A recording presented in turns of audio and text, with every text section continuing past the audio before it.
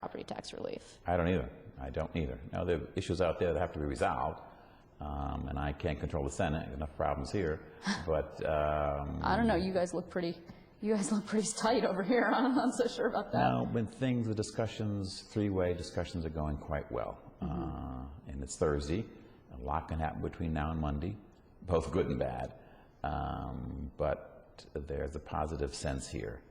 And I'm hopeful it can be brought together by next week. You know, you talked about leadership and the next governor exerting leadership. It's interesting, though, because do you not think that Governor Patterson has exerted leadership in this case? I mean, he finally said, okay, enough, I'm going to do this unprecedented thing, which really lit a fire under everyone, and now you're talking about a budget framework on Monday. It's over 2 months. Yeah, I think a lot of things could have been done differently months ago. That would have made things easier here. But that's hindsight. The governor has been weakened by a lot of events, and lately things are coming together, for which we're all grateful.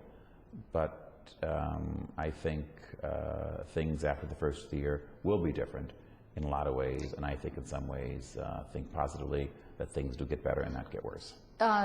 It isn't, though, some modicum of responsibility should lay at the feet of your House and your leader and your conference. Of course. We passed a budget resolution, as you know, in March. Well, so did the Senate. And in the health care stuff, for example, it chiefly reflects what we've put forward. And I do believe our solutions are the more responsible. What we do, we pay for.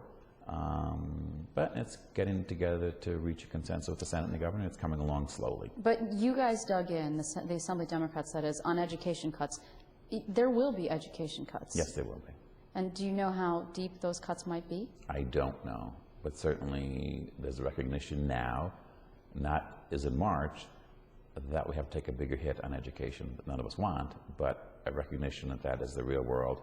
The governor wants more cuts. And that's the direction we're heading. So where's the money going to come from then? The money's going to come from, will you give on something that you hadn't liked? A soda tax, for example, some kind of, which other people call a fat tax, some kind of other revenue generation, because the money has to come from somewhere. Yes, it does. Well, we've indicated without the deal, I mean, the deal isn't nailed down, obviously, but we've indicated a willingness to move on all fronts to try to get a budget done, and that is our position. How much of this is motivated by the fact that you were actually, petitions started circulating on Tuesday. You know, everybody here is going to be running for re-election, and really that's a final recognition. The conventions are over. Okay, the political season really has started. So is it a combination of the governor's unusual use of budget extenders and then plus added to that this political pressure that's happening now? I think the stars are aligned. For the first time in a while. Certainly the governor's role has changed. He's more aggressive, certainly. Yes, the political conventions are out of the way. The political season has begun in earnest. But sessions also due to end, theoretically. On the 21st, that's a deadline is a week right? from this Monday. Yeah. And while that can be extended, there's a recognition that we cannot leave here without a budget. And the clock is ticking. Will you leave on time? I doubt it. But on time, in the end of June is better than July and August. So that deadline, while in a sense arbitrary, I think is driving the discussions a great deal, even more than the political calendar, because we want to get this done and wrapped up as session concludes. It's been speculated that you guys are going to lose some seats, that the Assembly Democrats, the majority, will lose some seats. Perhaps as many of you talked to Assemblyman Cole, but the minority leader, as 10 or 12 even, and some internal discussions about concerns in your conference. Do you believe that that's true? Oh, I think we're going to lose seats. I really do. I do.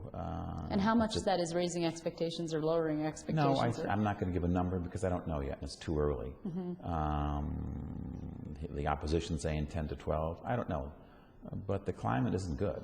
And for our members in the suburban areas and upstate, it's tough. And still a long way to Election Day. And people have to see an alternative out there, too. It's easy to be anti until one realizes what the lay of the land is and who that alternative may be. But no, there's kind of a bunker mentality of knowing that we're going to lose seats. The question is how many and who. But doesn't that weaken you, actually? How far away are you now from losing your veto-proof majority? Oh, yeah. No, I don't think it weakens us, but You need 108, is that right? You need 108 for veto-proof? And you're Yes. at right, okay, so what are you at now? 112? No, we're 108 now. You're at 108? Yes. Okay, so if you lose that, though, it puts you at a weakened position with the next governor, whoever that governor might be. Oh, sure. The more the merrier, and the less, the more difficult it is. But we will fight for every seat, and we've generally been successful in that regard. Let me just ask you one parting shot, which I'm sure you're not going to like. Are you interested in being speaker? No. No, Are you I like sure? to go to Italy a lot, and that would limit my times to Italy. My priorities are such that. Because someone would have to, I mean, Sheldon Silver, simply, his longevity is amazing, but somebody's going to have to eventually. Yes, but I don't see that happening anytime soon. And okay. certainly not for me. Okay, thank you very much. Assemblyman Ron Canestrari, I appreciate your time. You're welcome.